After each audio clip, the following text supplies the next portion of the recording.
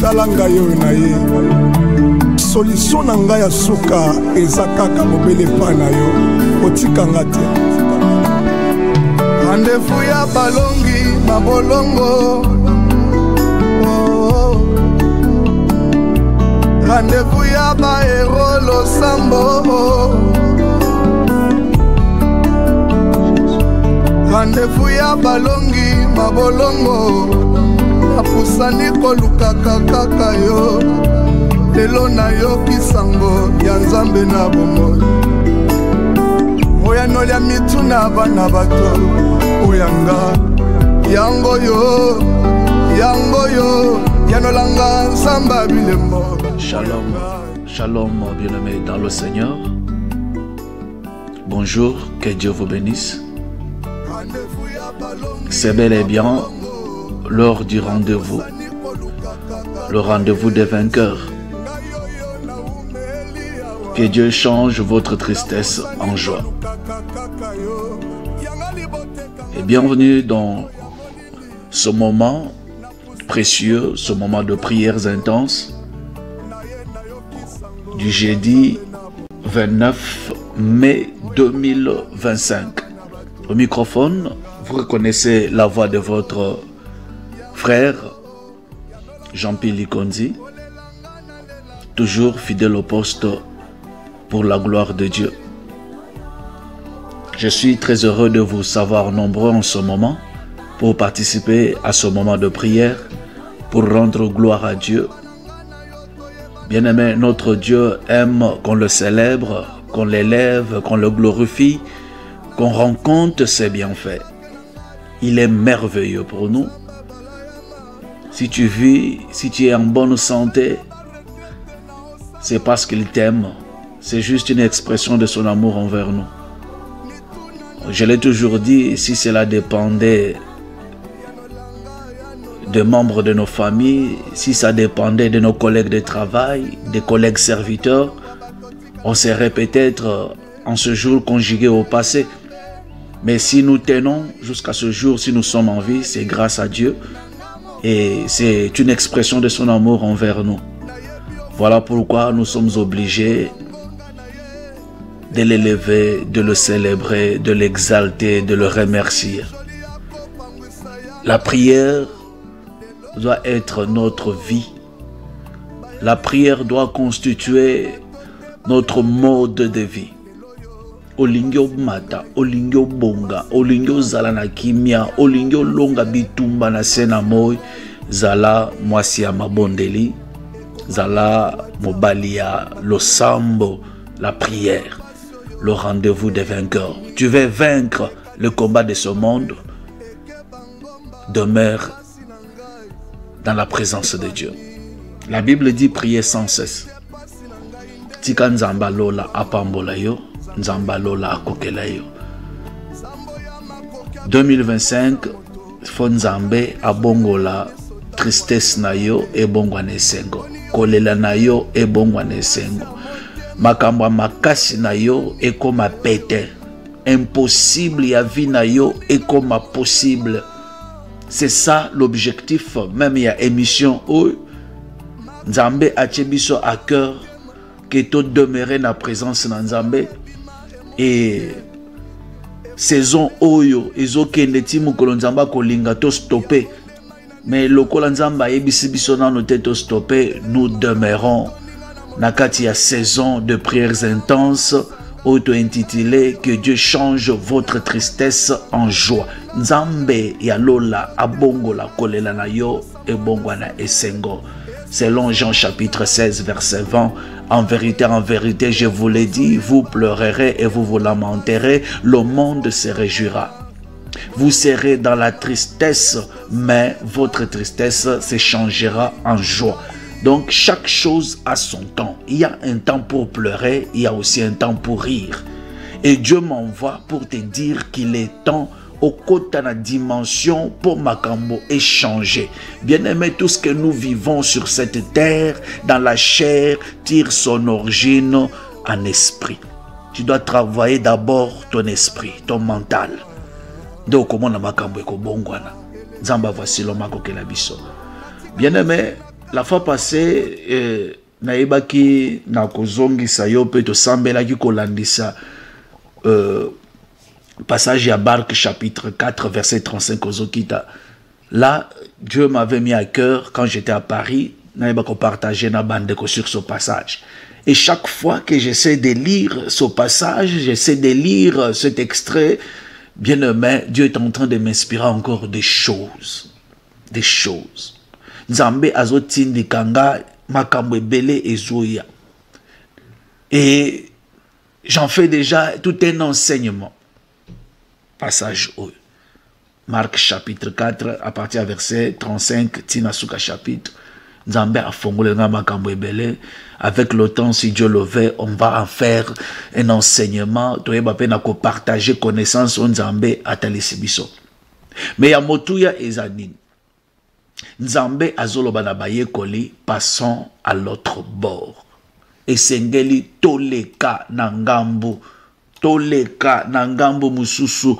Bien-aimé, le plan de Dieu pour Nabatu eza tokende de gloire en gloire, de succès en succès, de victoire en victoire. Mais eza Nabatu bazo tourner ne sikamoko. Eza Nabatu oyo Nzambe asa pamboli, mais bango bazo tourner esikamoko. Nzambe azo benga bamata bakendo de là, mais bango balingite bazo demeurer nesika moko. C'est ça o Nzambe ayebisi ngai que ekomi moment makambo mususu otalango na passé, makambo mususu obosana yango. Bible ezolobete, ne vous souvenez plus aux événements passés. Ne pensez plus aux événements passés. Est-ce que vous comprenez? Ne pensez plus aux événements passés. Si je me rappelle bien, Ésaïe, chapitre 43, versets 18 à 19. Autant passage Johanna. Ésaïe, chapitre 43, versets 18 à 19. Ne pensez plus aux événements passés et ne considérez plus ce qui est ancien. Voici, je vais faire une chose nouvelle sur le point d'arriver. Ne la connaîtrez-vous pas? Je mettrai un chemin dans le désert et des fleuves dans la solitude. Ça, c'est Dieu qui dit. Il y a des gens, mais il y a tout. Comme dans des couples, surtout ba maman, bolimbisanga ba maman, na linga bino mingi. Mais ceux qui maman au salier kaka likambo moko etikali, donc beaucoup za la boza bien so kaka lobi likambo bo a rappeler yo. Oyebi ndengo salaka, oyebi ndengo lobaka. Mais on est déjà to stoleki. Vi wana ese leki, likambo wana to stoleki to sengana ba pardon to leka. Mais pourquoi tu me remets toujours en ça? Pourquoi ozozongi sanga kaka na sim? Bien-aimé, Nzambazoloba, passons à l'autre bord. Tokati sanangam. C'est vrai, il y a des obstacles, mais bisoto visé côté Nzambe à lobito kende. Yo visé côté Nzambe à saloba kipona yo. Yo visé ba bénédiction, ba promesse on Nzambe à satalisaki yo. Visé nde yango. Bunda po o décroché yango. Bunda po o simba yango. Ne pensez plus aux événements passés et ne considérez plus ce qui est ancien. Voici, je vais faire une chose nouvelle. Une chose nouvelle sur le point d'arriver. Dans ma version, tu vas le voir. Dieu est sur le plan de faire des choses. Et il dit, je mettrai un chemin dans le désert et des fleuves dans la solitude. Bisikanzele zate nzamba za capacité à recréer un chemin. Dossier naïo a déjà perdu, perturbé, rejeté, mais Dieu est capable. Yakozongisa, place pena mayela mutu suki ya nzambe bandi. Mais ce qu'il te demande, c'est de passer à l'autre bord. Tokende na ngambu. Viser l'au-delà, viser la promesse nzamba sala yo. Pe batu mususu, mutu na bundisa kinga, beta e kara comme disent les Quinois, to beta e kara total à liboso yo tala ba objectif na yo, objectif ezake yo simba bilaka na nzambe. Voilà un peu oyo nako exhorter yo mokolo malelo. Tika nzamba voici lo mapambola yo total à liboso. Ebele ba échoué, bazo échoué parce que bazo tourner kaka na cercle vicieux, le regard fixé sur les choses anciennes, le regard fixé sur makambo c'est le cas, regard fixé sur les futilités, sur les discordes inutiles, oh po alobak, po asalak, alobi na ngabo, azo budenga, ozo tourner na kati na ba futilité, vise l'essentiel, vise l'objectif. Matissa dimension en prière, matissa kondima, sangisa dimension lo sambo, dimension kondima, pesa nzambe sika na ye, zongisa yesu na ngwende na ye, zongisa yesu na place esenge na ye, pesa ye première position dans ta vie, dans tes affaires, dans tes démarches, dans ton mariage, dans ton fiançailles, na nyonso zo na ba étude na yo, zongisa nzambe na première position, matissa dimension kondima, ko associer nzambe na nyonso zo sala, pe okomona bikamwa ekosalem. Ne fait plus rien na mayele ya bonko, na mayela bomoto, na sentiment bomoto, na intelligence ya bomoto. Non. Associe la sagesse d'en haut, l'intelligence d'en haut, bonzambe, la prière. Que Dieu vous bénisse. Nzamba voici l'homme pambola biso. Nazamba posa tomata, to sambela, était lelo nzambe akotso na dimension musus, nzambe a visité yo, nzambe a pambola yo, nzambe a fongolela yo, babiku kezaki akukangama, nzambe a longola na parcours na yo, ba obstacle, ba barrière, nyonso ezongi saka yo sima, nyonso ezo retenir yo na case du départ, nzambe a bimission na cercle vicieux wana. C'est ça la prière d'aujourd'hui. Makanise simba ya nzambe. Ya liboso tozo tonda ye. Pour na inspiration zo pesa biso chaque jour. Tozo pese merci pour la révélation azo télésabiso à tout moment, à chaque instant tozo luke longi na ye azo mi monisa. Abi bolukangai, cherchez-moi et vous me trouverez si vous me cherchez de tout votre cœur. Il se laisse voir na ba o balukakaye. Est-ce qu'on peut se merci pour na yango? To sambele na kombo na Jésus de Nazareth. Seigneur, Dieu Tout-Puissant, soyez les beaux soleils.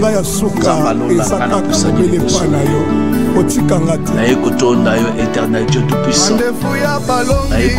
Merci pour la bolingo na yuliko na vinanga. Na roi de gloire, le Dieu de toute grâce.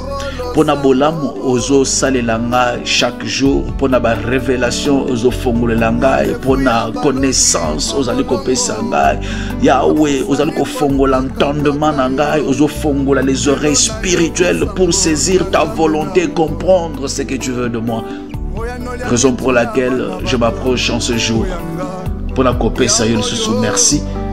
Mokoli ya lelo, mokoli ya jeudi le 29 mai, na poussani lisusu pour na ko pambola kombo na yo. Na eko peso merci pour na bolingo na liko na vie na ngai. Na eko peso merci pour na bolingo na liko na foyer na ngai, bolingo na liko na vie bana na ngai, bolingo na liko na mwasi na ngai pe bana na ngai, bolingo na yo liko na connaissance na ngai libota na ngai. Yahweh lokumu ezonge pa na yo. Sois béni, sois élevé Seigneur notre Dieu. Sois exalté, sois magnifié le puissant de Jacob. Merci papa pour la bolam nyonso salelanga. Merci pour na regard na yo, ils a toujours fixé liko na vie na ngai. Merci pour na bolam na yo, ozali kotalisa liko na foyer na ngai. Merci Saint Dieu pour na ba porte ya mapamboli ozol fongolaka chaque jour liko na bombo na ngai. Merci Saint Dieu, Yahweh yakope sanga ba capacité ya koluka ke longi na yo. Yahweh koluke longi na yo epesameli mutu nyonso te. Père éternel, merci parce que ozotia bolingo ya makambo na nzambe kati na ngai. Oh Yahweh, ba oya age na ngai, ba oya promotion na ngai. Ebele bazo se retrouver en ce moment na kati na ba futilité, na kati na ko tournoyer na makambo ezanga tina. Mais Seigneur, ngai yo pesanga sens ya vie. Ngam nazalaki autrefois sans valeur, dépourvu de sens, ngam nazalaki autrefois bakotiela ngata kate Seigneur mais yo lelo opesi nga essence ya vie lelo opesi nga valeur na miso abato yango nazopeso merci nzamba lola. Merci tendre Père, merci au Dieu de toute grâce, merci puissant de Jacob, nzambe na tondio. Bien-aimé, nous allons posa o raconter bolamu na nzambe. Imagine un peu, zongana no kati na yo tala koto uti depuis bo mwana na yo jusqu'à ce jour.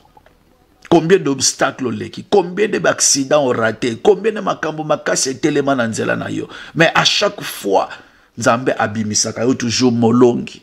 Nzambe alongisaka yo toujours. Quelle que soit la réalité, la vie, la difficulté, ou yo affrontaka, obimaka toujours vainqueur. Tika nzamba pambola. Bien-aimé, yoza vainqueur, yoza victorieux, yoza victorieuse.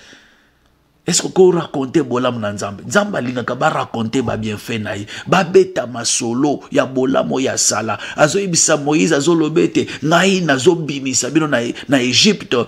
Isa pamba kaka tepo, isa kaka po na falo amona teke na nzambe, mais isa pe po ozwa lisolo ko beta, ozwa lisolo ko raconter na bana pe na bana ya bana na yo. Nzamba asalelo yebele. Est-ce que tu peux raconter ces bienfaits? Kopese merci pour na bolamu na ye, pour na makambu kitoko asalela kayo. Je me rappelle un jour na katia pédiatrie, na butu makasi batu balala, menga lokola ndoki na katia bakouloir, matakita, nazo sambela, nzambe sunga mwana nanga, nzamba kufate, munga ngalobi déjà que mwana za suna makilate, totala kaka, nzamba sa la grâce. On a prié. Musise luka mape monana, nzamba lola ayeba na kosala. Nzamba lola ayeba na komi monisa. Bien-aimé sambela, s'il te plaît. Sambela. Yebisa nzambe. Zongisa lokumu epana nzambe. Pambola nzambe. Bien-aimé toza en direct, s'il vous plaît. Bote okobenga, toza en direct. Pambola nzambe. Racontez ba bienfait na ye. Yebise kombi olingaka ye. To sambele na kombo na Jésus. Zamba balayama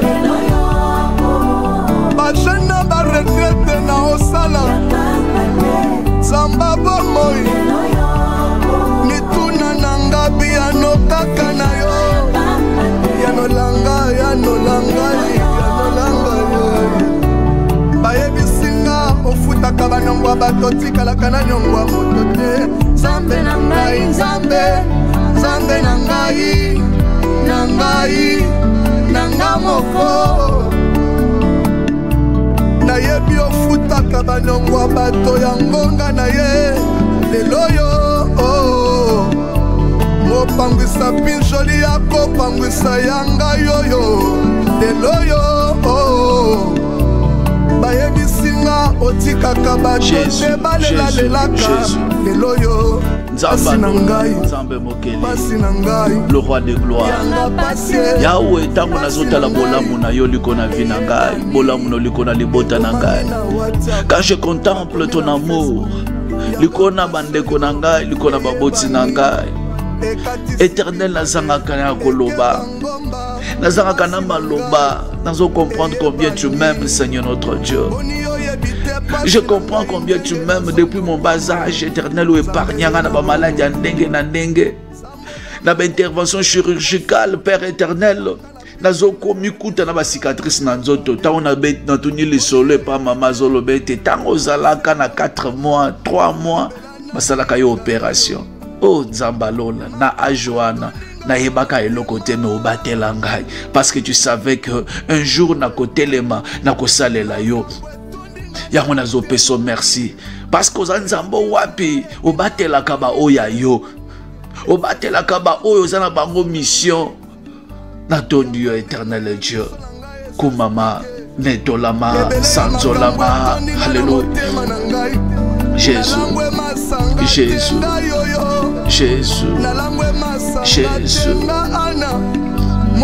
Nzambalola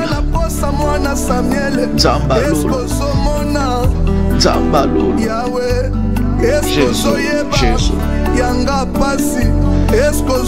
Merci Seigneur, merci pour la guérison. Bien aimé, qu'on la prière, oyebisa Nzambe te nazala toujours ya yo, ozala toujours nzambe na ngai. Butu pe moi, ozala toujours ya ngai. À chaque instant na kobelela yo, ozala toujours prêt ya koyanola ngai. Zala nzambe ya libota na ngai, zala nzambe ya bana na ngai. Yahweh na lingine na appartenir na yo. Je vais t'appartenir.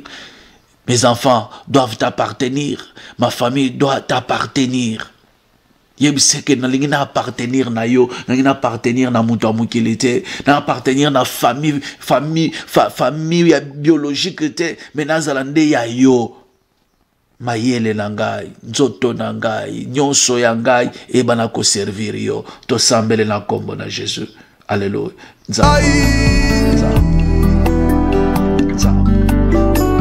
Je vais t'appartenir, Seigneur notre Dieu.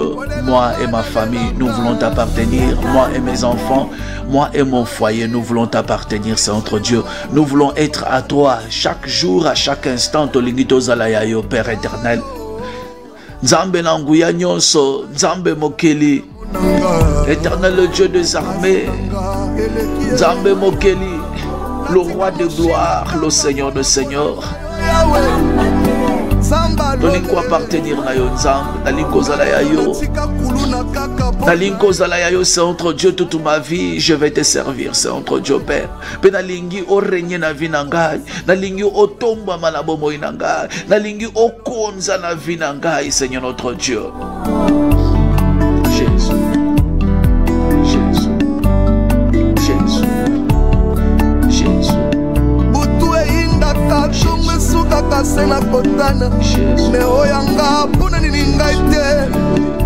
Alléluia. Bien-aimé, écoutez, écoutez. Nzambe azoloba à travers son prophète azolobete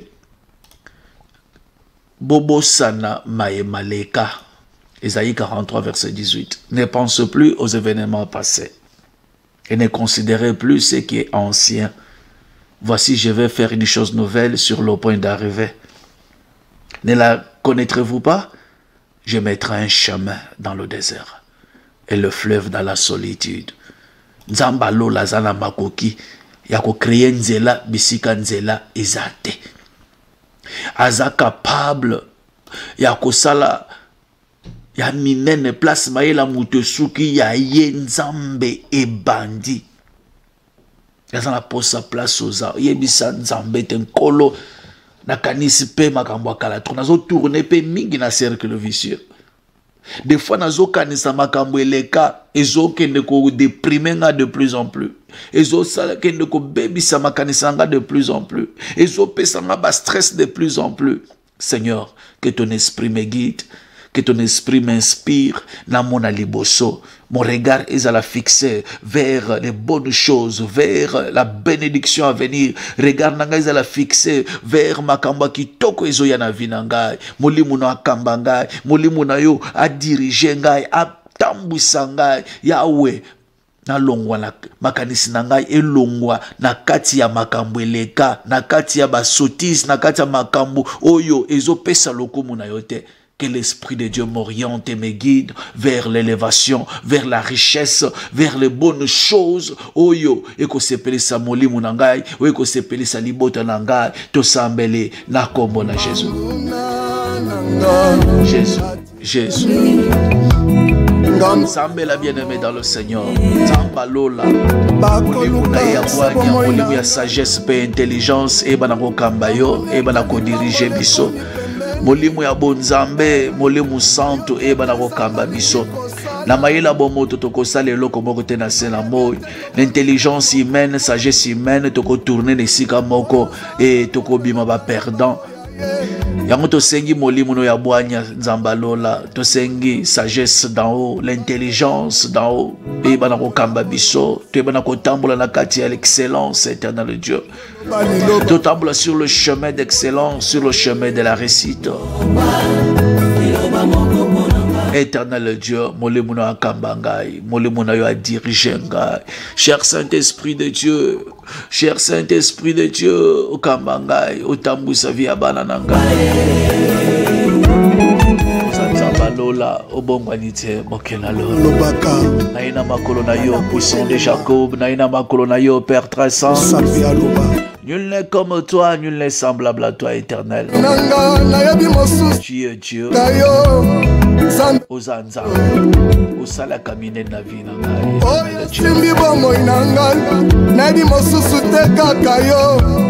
Olimuna tambusanga Seigneur Jésus. Olimuna kambanga nzambalo.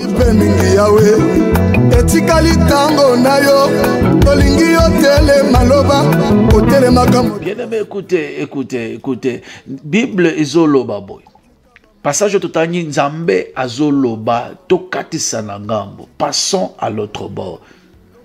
La vie na biso bana na nzambe, nous sommes appelés ya kokende. Ya kokende liboso et non pas ya kotourna kanesika moko. Nous sommes appelés à aller de succès en succès, de victoire en victoire. Nous sommes appelés ya koloba langage mususu. Ezate to tourna kanesika moko makamwaka moko vika ka moko pasi kaka o botamina pasi o kolina pasi o balina pasi o zobota bana na pasi vignon so pasi na pasi. Non. Pour ça na nzambe za été to changer page. Passons à l'autre bord, to changer page ya vie. To lo bape langage mususu.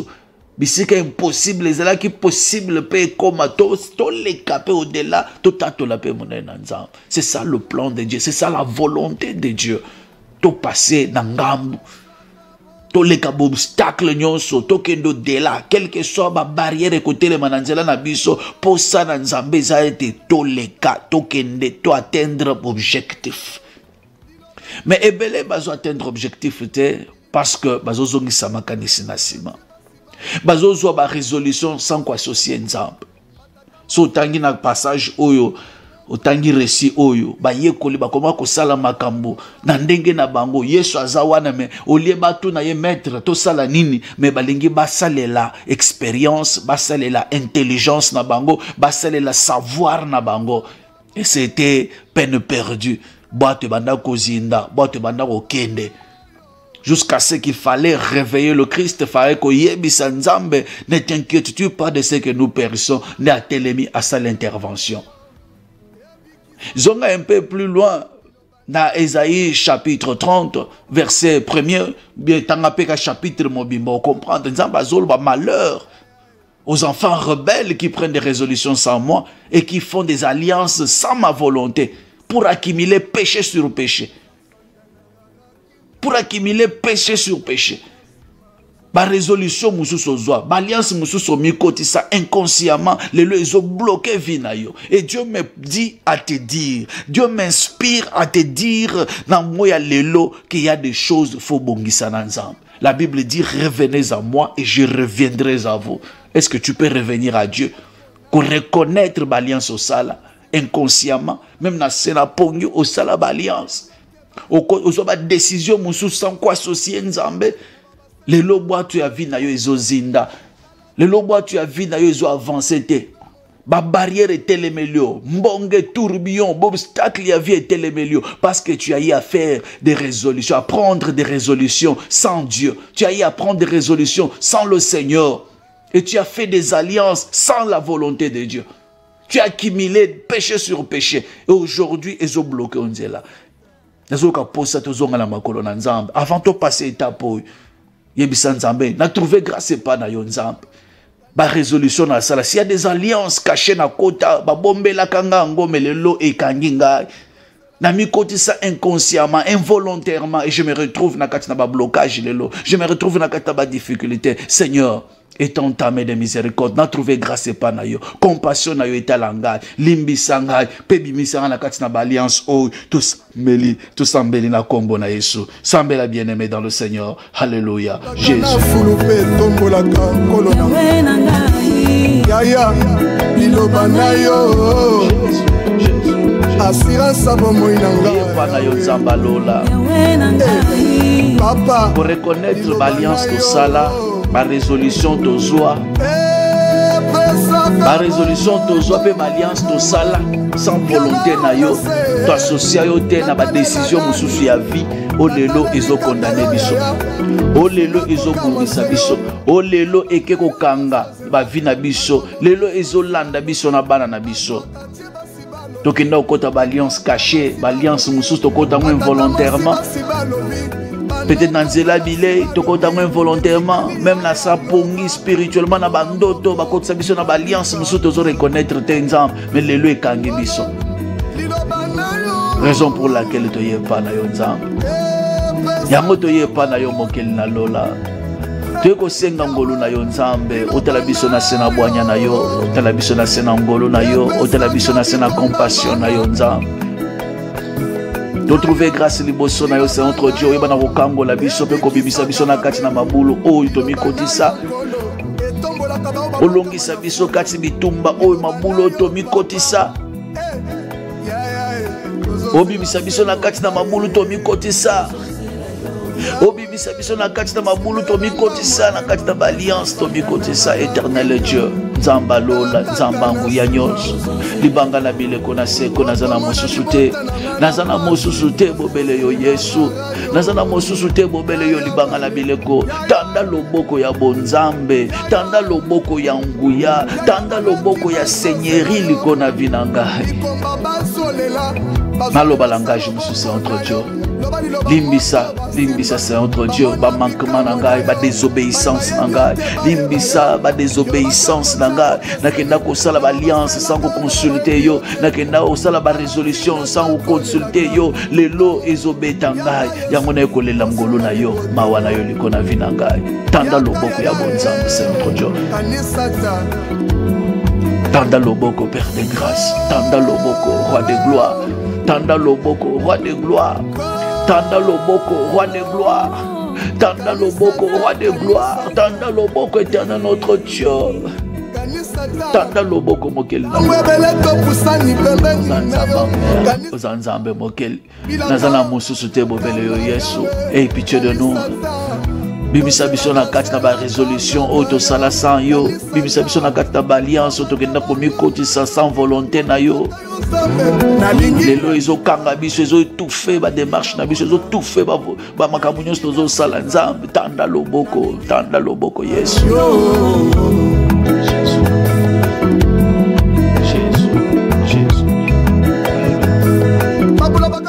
Bien-aimé Yoka, Zamba Lola, à travers son prophète Esaïe, Azoloba, ya Azana Makoki, Zamba Lola, Azana Makoki, Makoki ya kosalanin, Makoki ya ko créer même Maï Nakati ne sobe. Azoba ne pensez plus aux événements passés et ne considérez plus ce qui est ancien. Autrement dit, Azoloba, passons à l'autre bord. Tokende vers l'objectif. Tol traverser Maïo. Quel que soit l'obstacle, quel que soit l'ambongue, quel que soit le tourbillon, Tokende, toi atteindre l'objectif. Voici, je vais faire une chose nouvelle sur le point d'arriver. Azokende plus loin, Azoloba, je mettrai des chemins, un chemin dans le désert et des fleuves dans la solitude. Dieu est capable de créer bisika afrienzela même na kati na sobe. Na kati na désert, na kati na lesika liwa mais ya pesi bomo. Bisika batu bazomona impossible nzambaza na makoki ya kofongola nzela place wana. Est-ce que kosa la prière? Kosa la prière, okosa la prière. Oyebisa nzambe te nkolo Mayele langa esuki, ya bomote suki. Mayele bomote suki. Nasa posa sikoyo mayele na yo esal. Na suki. Bible bazo yebisanga ke place mayele mote suki ya nzambe bani. Éternel na lingi oya yo ebanda siko na vina ngai. Ponga na bomoto na suki na ngai nzambe. Nazo yeba te na bandela wapi. Tanda loboko na yo. Fongola nzela bisika nzela ezate. Orienter ngai vers la réussite. Fongola nzela bisika nzela ezalakate. Bisika impossibilité et c'est talisam Yahweh créer quelque chose à sika. Ou kotalisa bonzambe na yo. Na telema pe na tato la yo. To sambeli na kombo na Jésus Christ. Alléluia. Jésus. Nzamba lola na eli moso na yo. tanda pe loboko no ya bonzambe likona vinanga tanda loboko no ya nguya likona vinanga centre Dieu roi ngape na tatola ngape na bika bikama na yo mayela bomoto esuki ngai mayela bomoto esuki biso nzambe mayele esuki tolingi nde yo loba liloba nzamba bikama Zamba bikamo tanda loboko Zamba bikamo tanda loboko Zamba bikamo tanda loboko Zamba bikamo tanda loboko Zamba bikamo tanda loboko Nabika bikamo na yo Seigneur Nabika bonzambe na yo Seigneur Loba liloba nzambe Loba liloba éternel Dieu Loba liloba Zamba bobo ina seko loba liloba Zamba bobo ina seko loba liloba Zamba bobo ina seko loba liloba Zamba bobo ina seko loba liloba Loba liloba papa Loba liloba Seigneur Dieu Loba liloba Seigneur mon Dieu mon roi Loba liloba Nabika bonzambe na yo Seigneur Nabika bikama na yo Père de grâce Yo kaka nde mutokolo Susazate c'est notre Dieu Père Nzamba bikama Nzamba lola Nzamba lola Ngape un jour na tato la monnaie na yo Saint Dieu Ngape na tato la Seigneur mon Dieu mon roi Oh Dieu de grâce Psalmiste a lobé même quand je marcherai dans la vallée de l'ombre de la mort je ne craindrai aucun mal car tu es avec moi ta houlette et ton bâton me rassurent Yesu même dans la vallée de l'ombre de la mort loba liloba bisika mayela momoto esuki nzamba lola loba liloba na kati ya badifficulté na kati ya kufa na kati ya bilelo Yesu tanda loboko tanda loboko tanda loboko oui tu restaures mon âme et tu me conduis dans les sentiers de ta justice éternel notre Dieu à cause de ton nom Seigneur tanda loboko likona vina même dans la vallée de l'ombre de la mort est dans ta main Seigneur notre Dieu Kambolaka même na kati na impossibilité na kati na instabilité na kati na blocage na kati na incertitude éternel Dieu tanda loboko même na kati na incertitude ya vinanga tanda loboko loba liloba bonzambe Kambolaka Jésus liloba na yo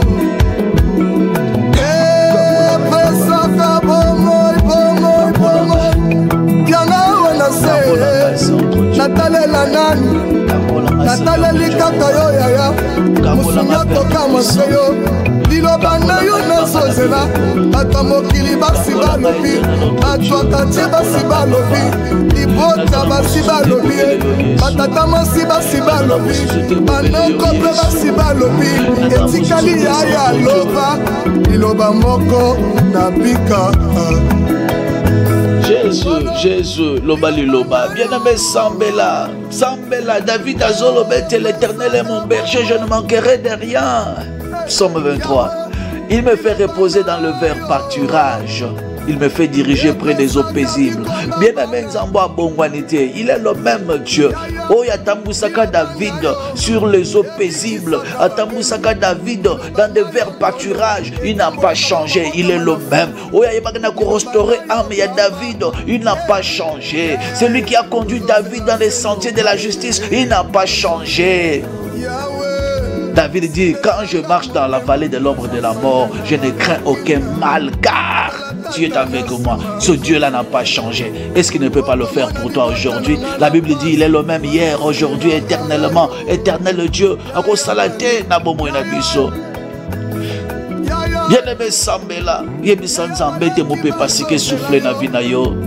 David Azoloba, oui, le bonheur et la grâce m'accompagneront tous les jours de ma vie. J'habiterai dans la maison de l'Éternel jusqu'à la fin de mes jours. Bonanini, pon Nzamba visiter ye, pon Nzamba tambusi ye, bisika mayele na ye sukaki, Nzamba lola tambusi ye, bisika kondime sukaki, Nzamba kitia fortifié ye, Nzamba kitia longisi ye, même na vallée ya ombre de la mort, Nzamba bikisa ye, Nzamba longisa ye, Nzamba na bongwanite. Et à la fin des comptes, atato la bi bonheur, ils ont tambola na ngai.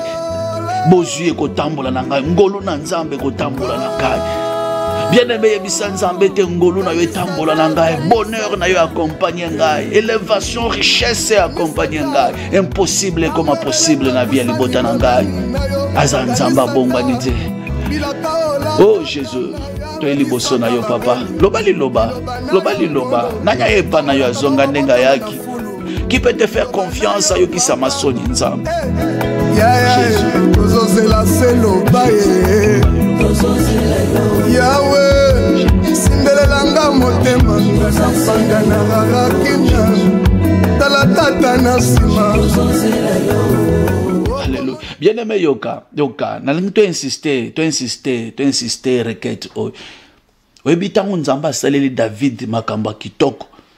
Même na vallée à ombre de la mort, Nzamba longisa ye, Nzamba tambusa ye. David Azolbe me fait reposer dans de verts pâturages. Il me dirige près des eaux paisibles parce qu'il est mon berger. Bien-aimé Nzamba na bongwanite. À la fin des comptes, David a belé là.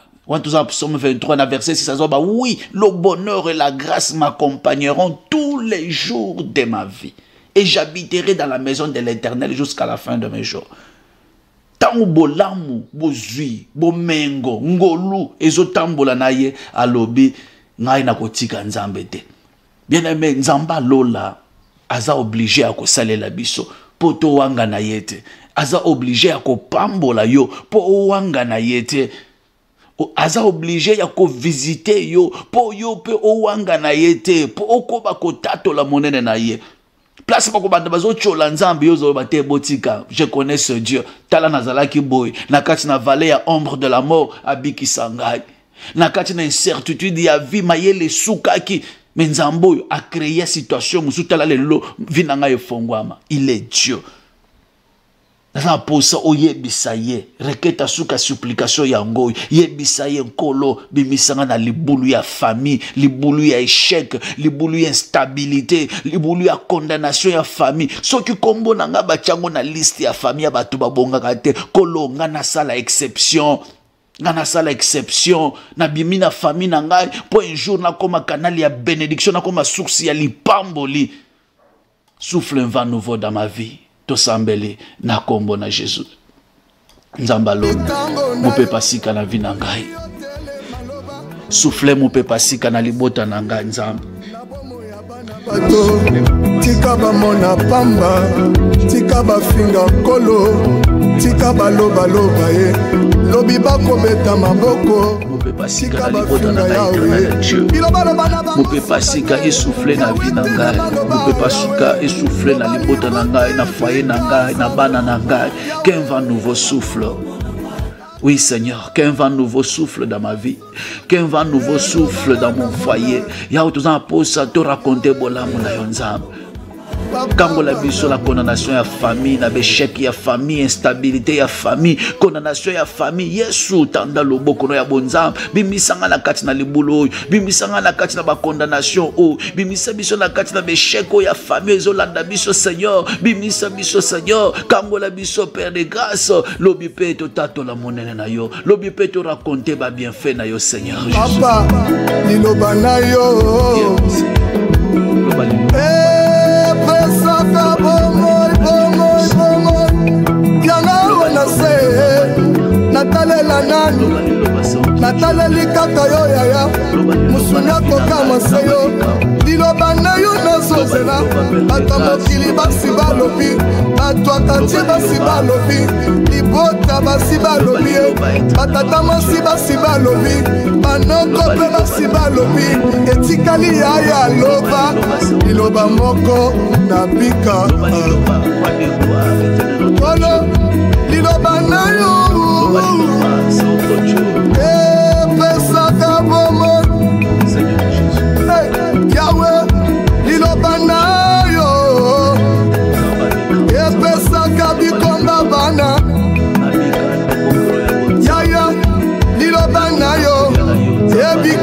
esika babeli liloba na yo nkolo etombolaka bao babotama na fulu liloba na yo papa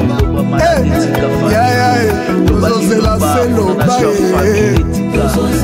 loba seliba ya famille etika loba liloba stérilité ya liboto bayekoza condamnation famille etika ye loba liloba éternel Dieu tanda loboko ya bonzambe tobika bolamu na yo nzambe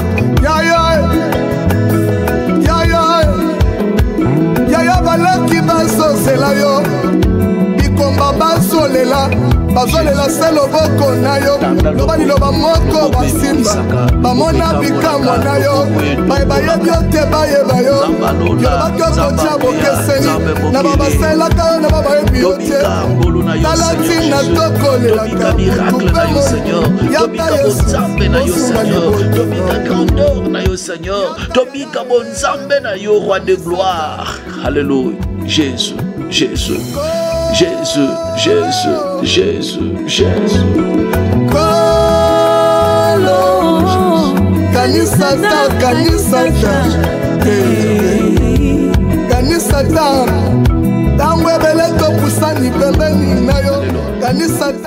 Bien-aimé Télémalikolo, totikal na 15 minutes, tosilisa.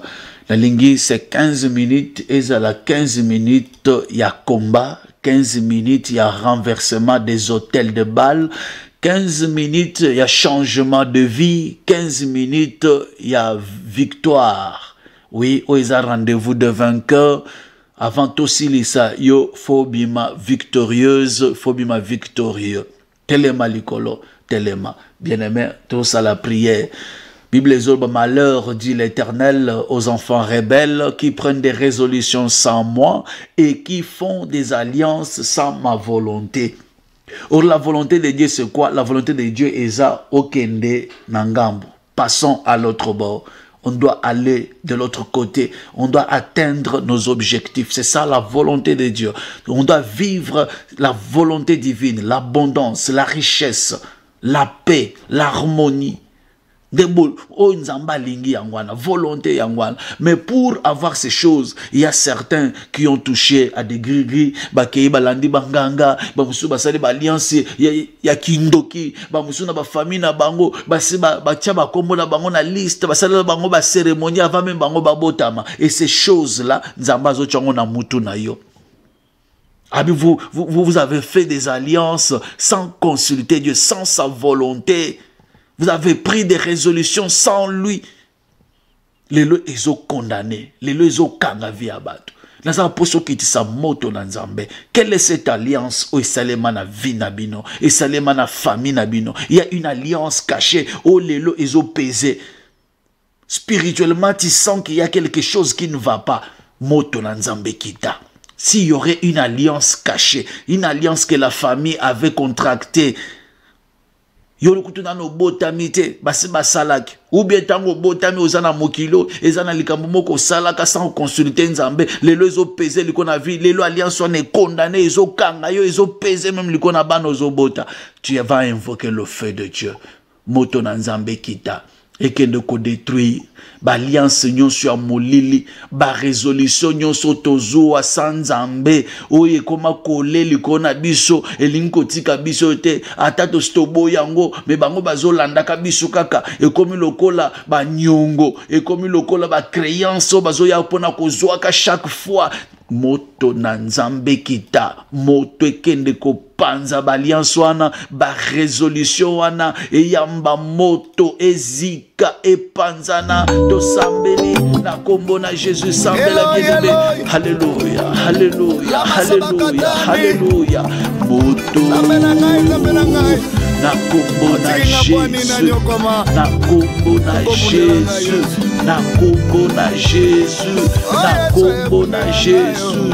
moto na nzambe ekite tumba le feu de Dieu ekende kotumba alliance cachée ba résolution nyonso ya molili oyo bana kozwa sans nzambe ba résolution nyonso ya monde ya ténèbres ba alliance nyonso oyo tokenda kozwa ezala biso nde tozwa ezala ba centre na biso nde bazwa lelo ezopese likolo na biso na bana na biso eyamba moto ezike tumbama ezike panzana na kombo na Jésus ezike panzana dans le nom puissant de Jésus ezike tumbama na kombo na Jésus le feu le feu le feu le feu le feu le feu moto ekita moto tumba moto landa moto zikisa dans le nom puissant de Jésus moto tumba na kombo na Jésus le feu de Dieu le feu de Dieu le feu de Dieu le feu de Dieu le feu de Dieu le feu de Dieu le feu de Dieu na kombo na Yesu moto kende kolandela na kombo na Yesu moto kende kolandela na kombo na Yesu moto kende kopanza moto na wenzambe kende kotumba na kombo na Yesu le feu de Dieu ekende kopanza ekende kotumba nyonso ya molili nyonso ya alliance cachée nyonso ya monde ya ténèbres nyonso bakenda kosala likona vie na ngai bakenda kosala likona libota na ngai bakenda kosala likona foyer nanga eyamba moto le feu le feu le feu le feu le feu de Dieu le feu du Saint-Esprit le feu de l'éternel Dieu le feu de Dieu et que ne kopanza et que ne neutraliser dans le nom puissant de Jésus na kombo na Yesu Masia ba résolution ne panzana ba alliance cachée ne zika ba résolution ba kotisa biso kindoki bakenda ko imposer na libota lelo tozo vivre ba volonté ya bato moto ekita moto panza baliance wane tumbama ba résolution wane zika na kombo na Yesu au nom puissant de Jésus. Yesu kolata ya basi basi nanga Yesu manabo bien-aimé yoka toujours dans le même chapitre Isaïe 43 so ozongi un peu plus haut ozomata mukeli kolo sokozana verset 11 ozokita nzambe azotalisa ete yende nzambe yende azobikisa yende akokangola bi c'est moi qui suis l'Éternel et hors moi il n'y a point de sauveur. Isaïe 43 11. Hors moi il n'y a point de sauveur. C'est moi qui ai annoncé, sauvé, prédit. Ce n'est point parmi vous des dieux étrangers. Vous êtes mes témoins, dit l'Éternel. C'est moi qui suis Dieu. Verset 13 à Roba. Je le suis dès le commencement. Et nul ne délivre de ma main. J'agirai. Qui s'y opposera? Son nzamba le bien abîme, son alibulu ya famille, mouta kote le melo azate. Naza poso qui tisa moto na nzambe. Puissance nyonso ya résistance.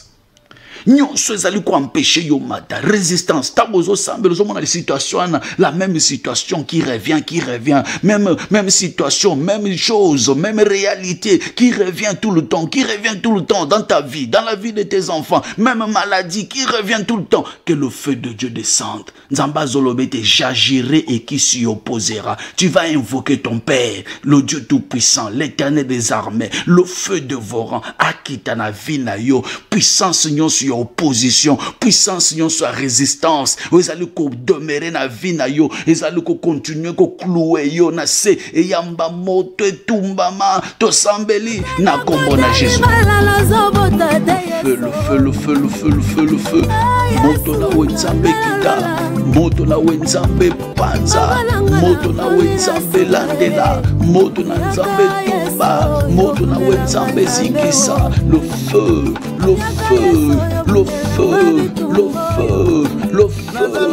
moto ekita moto panza na kombo na Jésus moto ekende kolanda bilembo nyonso na bango moto ekende kopanza moto ekende kolandela moto ekende koneutraliser puissance nyonso ezali s'opposer na vie na ngai nyonso ya résistance situation nyonso ezali kopersister situation nyonso ezali kopersister maladie nyonso ezali kopersister moto na Nzambe moto ekite panza blocage nyonso etelemeli ngai échec nyonso etelemeli ngai limitation nyonso etelemeli ngai eyamba moto ezika epanzana ezika etumbama na kombo na Jésus ezika etumbama dans le nom puissant de Jésus le fils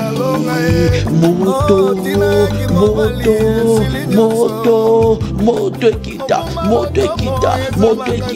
moto tumba moto panza moto tumba moto panza na kombo na Jésus le feu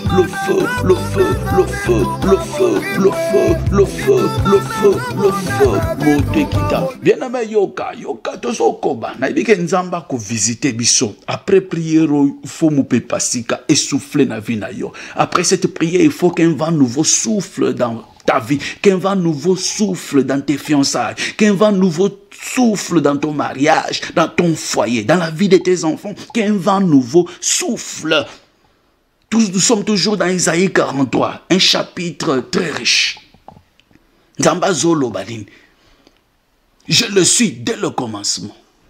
Je le suis dès le commencement. Nzambe, je le suis dès le commencement.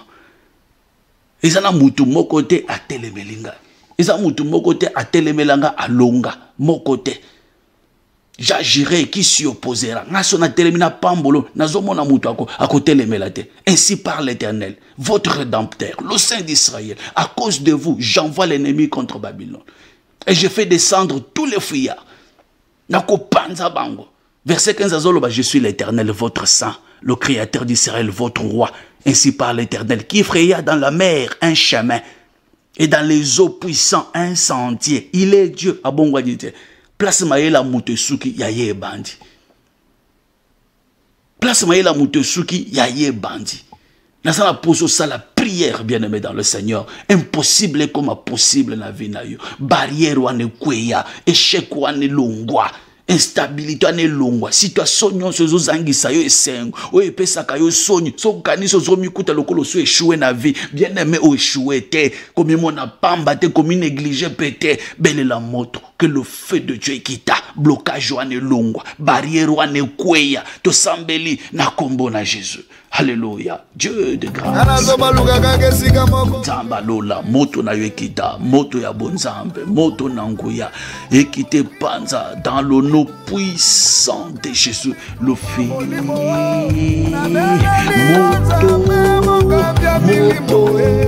Moto ekita barrière kweya blocage longwa instabilité longwa via passé kende ya condamnation etumbama moto ekita surprise désagréable obachena nzela na ngai ebana kontumbama ezala neutralisé dans le nom puissant de Jésus Fils. Moto ekita moto tumba moto panza na kombo na Jésus moto landela dans le nom puissant de Jésus moto tumba na kombo na Jésus que le feu de Dieu ebana ko neutraliser le feu de Dieu ebana ko panza na kombo na Jésus ebana ko tumba barrière ekwe échec etumbama pauvreté longwa vignon se imposer panza dans le nom puissant de Jésus Fils. Moto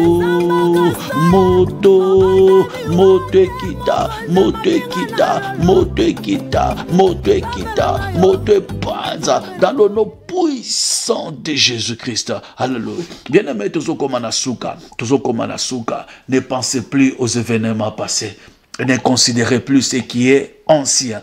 Voici, je vais faire une chose nouvelle sur le point d'arriver. Zambazoloba, je mettrai un chemin dans le désert et les fleuves dans la solitude. Dans un posa place aux la prière. Zambalola a visité yo. Protection na ye ezaliko na yo.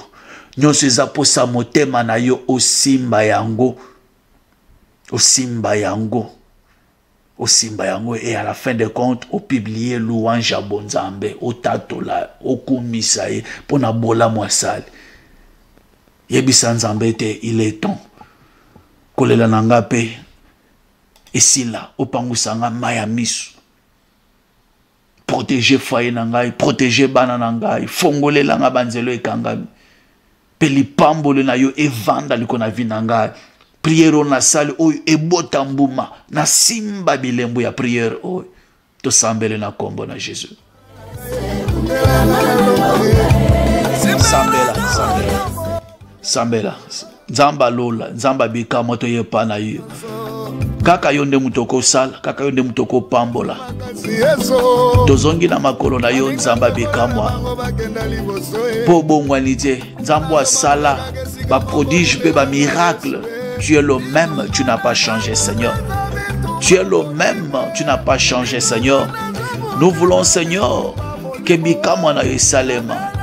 tu fasses quelque chose de nouveau dans nos vies, Seigneur notre Dieu, afin que nous puissions publier tes louanges, afin que nous puissions glorifier ton grand nom, afin que nous puissions publier tes louanges et dire combien tu es bon, raconter tes bienfaits au peuple. Seigneur, agis, Nimonissa.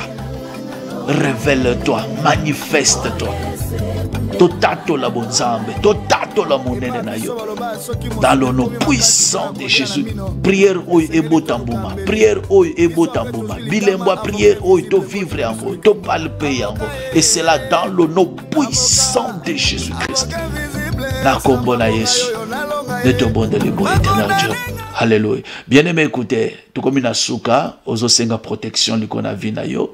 Senga nzamba pambola yo, alongola makambo makasi na nzela na yo, alongola liwa, instabilité, nyonso oka jampe mbazo kana nzamba longola.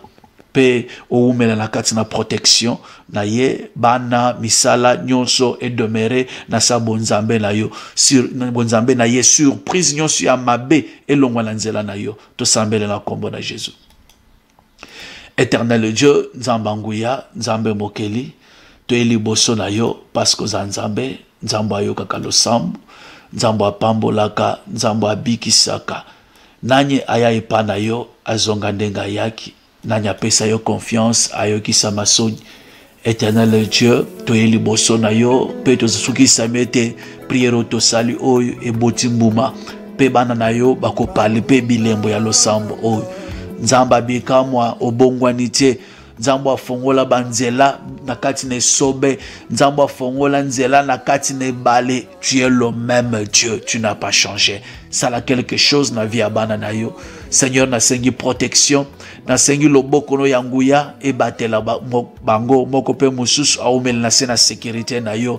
Ya unazo boya nyonso ya Mungu na Satan, nyonso ya ba surprise désagréable, nyonso diable azokana pona kuimilie biso nzambe ezala nul sans effet au nom puissant de Jésus. Na sengi grâce pe protection na yo et accompagner biso dans le nom de Jésus de na bondeli boy. Amen. Tosukeli apona lelo nzamba pambola biso nzamba pambola yo. Que le Dieu de Voici l'homme te bénisse. Pona lelo tosukeli awa. Si c'est la première fois que tu es parmi nous, nous prions chaque lundi, mardi, jeudi et samedi de 12h à 13h. Nzamba pambola yo, tokutana pe sous samedi na 12h, toko sambela lisusu en direct. Bien aimé, nzambe akoyeba na ko pambola yo. Oui, nzamba akoyeba na ko pambola. Ozana posa to soutenir yo pe na mabondeli, n'hésite pas de nous envoyer un message au numéro qui est affiché au bas de l'écran. C'est sur WhatsApp, laisse-nous un message. Et ça numéro est à Kinshasa bien sûr, mais nous l'utilisons jusqu'en ce jour, le quoi WhatsApp. Au quotidien, requête na yo, question na yo, suggestion na yo à ce numéro-là et nous allons en tenir compte. Nzamba pambola yo, place aux allées. Voilà, Nzamba pambola yo. Et Dieu me met à cœur que prochainement, Mikolo Zoya et comment tikala to banokozala na 15 minutes avant toko ta prière ya combat. Avant tout ta prière, il y a souka, il y a clôturer esprit des morts. Bien aimé, vous en avez 15 minutes d'intercession pour quelques requêtes. Il y a baka o bato bako senga biso. Bible zoloba prier les uns pour les autres. Il y a des cas où ils ont senga que bisonyonso d'un commun accord to sambele langope nzambe akitisi loboko na ye. Ah, Job tanga sambela ki pona ba camarade na ye bandeko na ye ba camarade na ye Bible zoloba te tanga sambele pona bango a offrir mbeka de makambo ne fongwa maki. De vie na ye bungaki, de maladie silaki, de guérison ekotaki. Nzamba restauraki après avoir prié pour les autres. Dans la Bible, on comprend. Soza pour sa verset, que Dieu vous bénisse. C'est les prières, oko sele, oko tikaka, na sewana otindi, osali, na kacha chat, okoti, place bache signe monnaie, okoti, osali sélection, il y a montant lingotinda, montant olingi, o contribuer dans cette œuvre, nzamba lola, akozanga, kopambola yote. Ponanga, tosukeli awa, et nzambe, ya voici l'homme, nzambe ya papa nanga, azalape nzambe na yo, quel que soit l'obstacle, quel que soit bitumba, nzamba voici l'homme, ayeba, na kopesa yo victoire. Nzambi mungenzela mwalwe, Nzambi mungenzela mwalwe, mwense jiwa malu utuambula mutu kujala umwensela bwimpa bwende umuteka kumesa ni bakale ai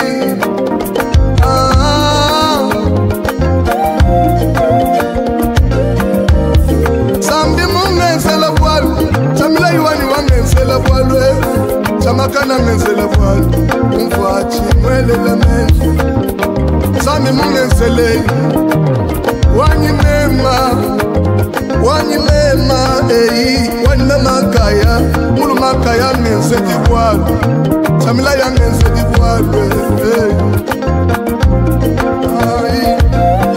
neme uchi mulala nabu chiyimulomba Nzambi changila yuwangele dimenje adikaya mesha bantu bwala mulu makaya wangele dimenje chamila yangele dimenje Anfachi na ukumoyo wangeleje mema ai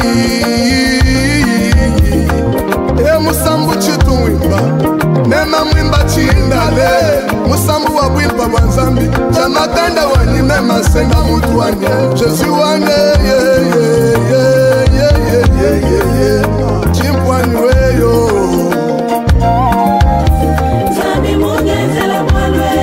Papa Likunzi RTVH Nzambi omutombo vasino makimu kwenzela kokubwalwa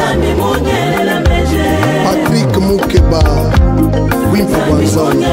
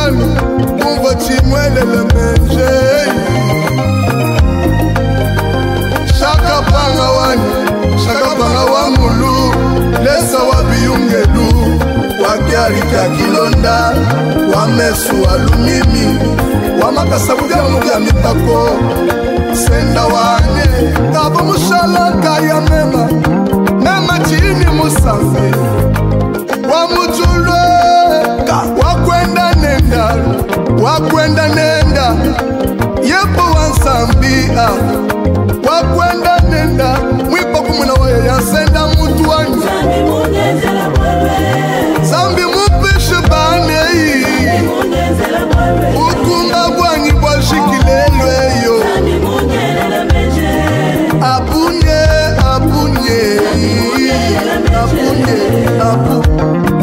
mutu musumbula kujala kaini wa mweda dimension